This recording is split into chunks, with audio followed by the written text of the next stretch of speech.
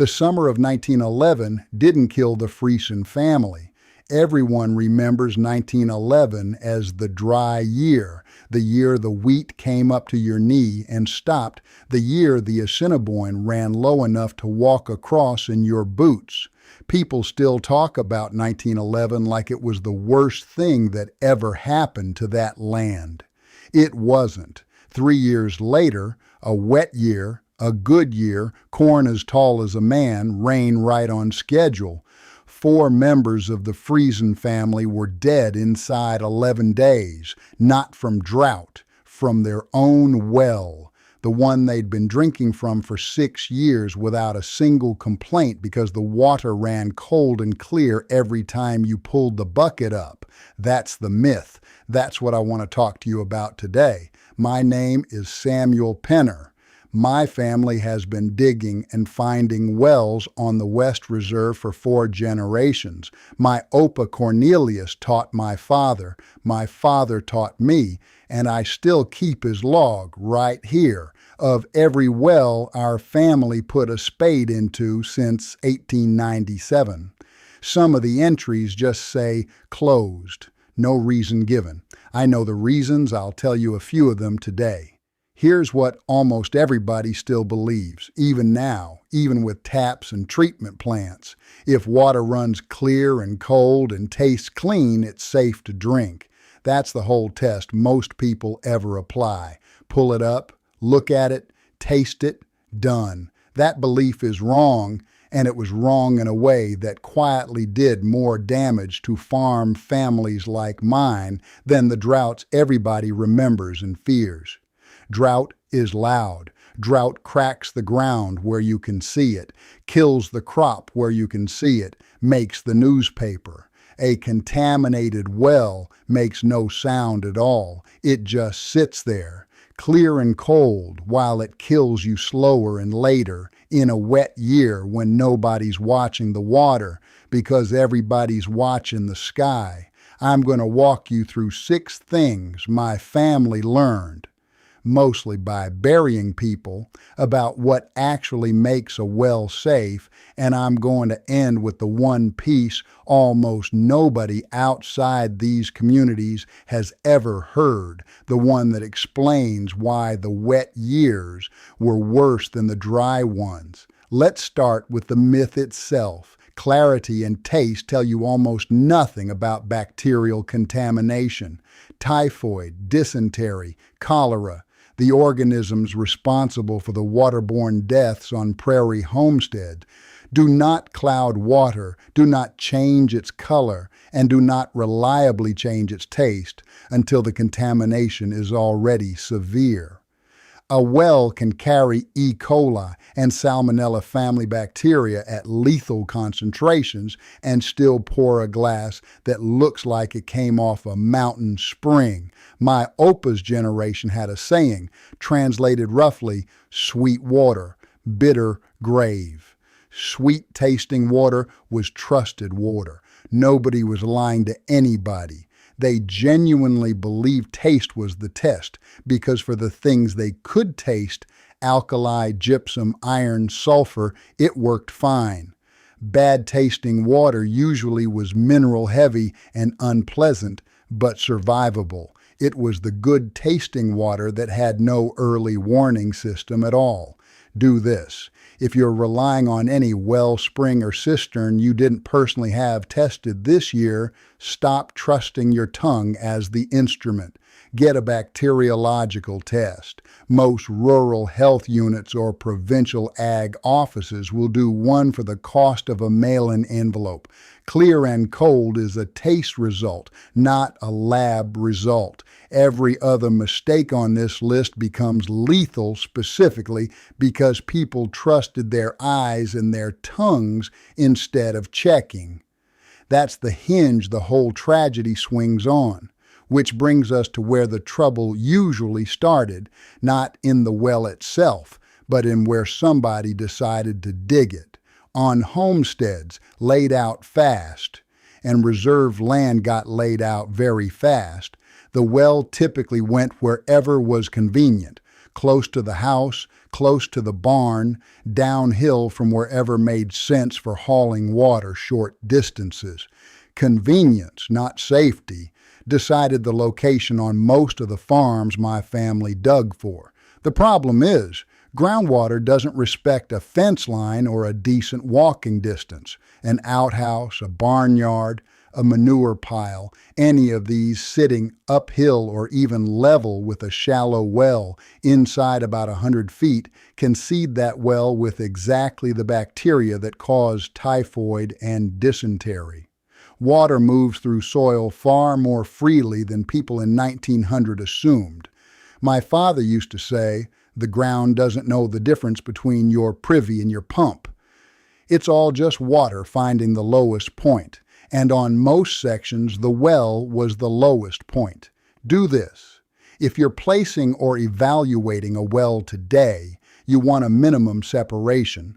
Most modern guidelines say at least 100 feet from a septic system or livestock area, more if you're uphill of it on porous or sandy soil or in a wet season. Walk the ground after a hard rain and watch where the water actually moves. That tells you more than the compass does. The Friesen well, the one I opened this script with, sat about 60 feet from their barnyard, downhill, on soil so sandy you could push a fence post in by hand. Nobody thought about it because nobody was dying, until eventually they were. That gets us to what should have been the fix, and mostly wasn't, how the well itself was built. A shallow dug well with a loose plank cover, or worse, no cover at all, beyond a board laid over the opening, let surface water. The exact water that just ran across a barnyard or a privy pit drained straight down the well shaft after every rain or spring thaw. Doesn't matter how deep or how good the water source is if the top of the well is a funnel for whatever the last rain washed across the yard. Proper wells of that era, the ones my family dug that stayed clean for decades, had two things most did not: a tight curb, a raised sealed collar a foot or more above grade, and a sloped apron of packed clay or concrete around the top so surface water ran away from the well rather than pooling and seeping down beside the casing. Cheap wells skipped both. They were faster to dig, cheaper to finish, and looked exactly the same on the day you first drew water from them. Do this. Check your own well right now. Is the top of the casing raised above ground level, sealed, and does the ground around it slope away in every direction? If it's flush with the yard, or if there's a low spot where water can pool against it, that's an open door for contamination every time it rains. A well can start perfectly clean and still turn lethal years later, the first time a heavy rain finds its way in through a poorly finished top. This is exactly why "it's always been fine" is not proof of anything. It just means the wrong rain hasn't fallen yet. Now, some families did the right thing here and still got fooled because of the fourth mistake, one about what people believed boiling could fix. Boiling water kills the bacteria, typhoid, dysentery, cholera organisms reliably if you actually bring it to a hard boil for several minutes. That part of the old wisdom was correct, and it's the reason so many families survived outbreaks that hit their neighbors. But boiling does nothing at all for chemical contamination. Nitrates from manure runoff, for instance, which actually concentrate as water, evaporates during boiling rather than being destroyed. And it does nothing for the deeper problem. People only boiled water when they already suspected something was wrong, which they usually couldn't tell. There's also the settling trick. A spoonful of alum stirred into a bucket to clear cloudy water, which worked fine for clarity and did essentially nothing for bacteria. Families treated clearing water and purifying water as the same task. They are not. Do this. If you keep a boiling habit as backup safety on a private well, boil for at least 1 full minute at a rolling boil, longer at higher elevation, and understand it's a bacterial fix only, not a fix for nitrates or heavy minerals. Those need a different test and a different remedy entirely. Confidence in a partial fix is more dangerous than no fix at all, because it stops people from asking further questions. I've put together a simple, printable well safety checklist, the same categories my family used to walk a new well through before trusting it, and it's linked below, free, no sign up beyond an email. Print it, keep it by the pump. Now here's where it gets serious. The point that actually explains the title of this video, the reason the wet years, not the dry ones, were when my family's log fills up with the word closed. This is the part almost nobody outside these communities has ever heard, and it's the one that reverses everything you'd expect. During a drought, people were terrified of their water. They watched it, rationed it, hauled it from town if the well ran low, boiled it out of pure anxiety, and often dug new, deeper wells, specifically because the old shallow ones had gone dry or brackish. Fear made people careful. My OPA's log shows almost no illness entry during the dry years at all. The wet years were the opposite. Heavy rain and spring thaw are exactly the events that wash barnyard and privy contamination down into a poorly sealed shallow well. And a wet year is also precisely when nobody is worried about their water, because the well is full, running clear, running cold, and tasting just as sweet as ever. There was no fear to make people cautious. The Friesen family died in 1914, a good crop year. My own family's log shows the same pattern 3 separate times, 1902, 1914, 1921. All wet years, all clusters of illness traced back afterward to shallow wells near barnyards, all following a spring thaw or a stretch of heavy rain. Drought forced caution, abundance removed it. That's the myth in its full shape. People believed the danger correlated with how much water they had, when the real danger correlated with how carefully anyone was watching it. And nobody watches carefully when the bucket keeps coming up cold and clear. Do this. Mark your calendar to test your well after spring thaw and after any unusually heavy rain. Not just once a year on a fixed date, but tied to the actual weather events that move contamination. That single habit, tied to rain instead of routine, would have saved most of the families in my OPA's log. This is the whole reversal the title promises. The myth wasn't just clear water is safe water. It was the deeper, quieter myth that danger shows up when times are hard and disappears when times are good.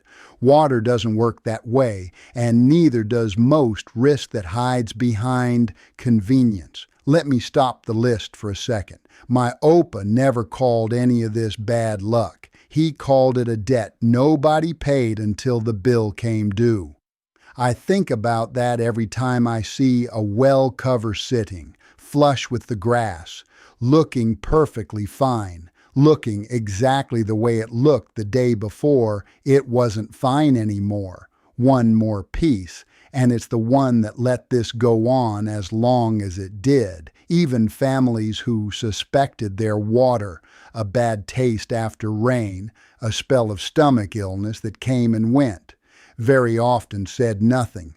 Complaining about a well meant admitting the well was placed badly or dug cheap or the outhouse was too close, and on a small tight-knit settlement, that was an admission about your own homestead in front of your neighbors and your church. It's easier socially to blame a bug going around than to say your family's water made your family sick. The men who dug wells fast and cheap and close to the house, sometimes for a flat fee, sometimes just doing a neighbor a favor, were rarely blamed even when they should have been, because blaming them meant reopening a decision everybody had quietly agreed not to examine too closely. That silence is, honestly, the closest thing to a villain in this whole story. Not one bad actor, but a shared agreement not to look. Do this. If something about your water source seems off, taste, timing of illness, a new smell after rain, say it out loud to someone, get it tested, and don't let the social cost of raising the question outweigh the cost of staying quiet. Every mistake on this list is fixable with basic testing and basic well construction. The only one that isn't fixable with a shovel or a checklist is silence, and silence is the one that let the same mistake repeat for 3 generations in my own family's log before anybody wrote down why. So here's what we covered. Clear doesn't mean clean. Placement matters more than most people think. A sealed and raised well top is non-negotiable. Boiling only solves part of the problem. Wet years are the dangerous years precisely because nobody's afraid during them, and silence let all of it repeat for decades longer than it should have. Reality beat the expectation here, same as it always does. You'd expect the dry years, the visible hardship, to be the killer. It wasn't. The danger was hiding in the years that looked the best. If there's one thing to walk away with today, it's this. Go test your water this week, not on your usual schedule, but because you watched this video. That's the one small step. Everything else on the checklist can wait a day. That can't. Next video, I'm opening my OPA's 1921 log itself, page by page, and telling you about well number 11, the one entry in 4 generations of Penner well records that isn't marked closed, isn't marked good, just marked with a single word in his handwriting, watch. I'll tell you what that well taught our family and why we still watch it. Tell me in the comments. Has anyone in your family ever traced an illness back to well water? And did anybody figure it out before the doctor did?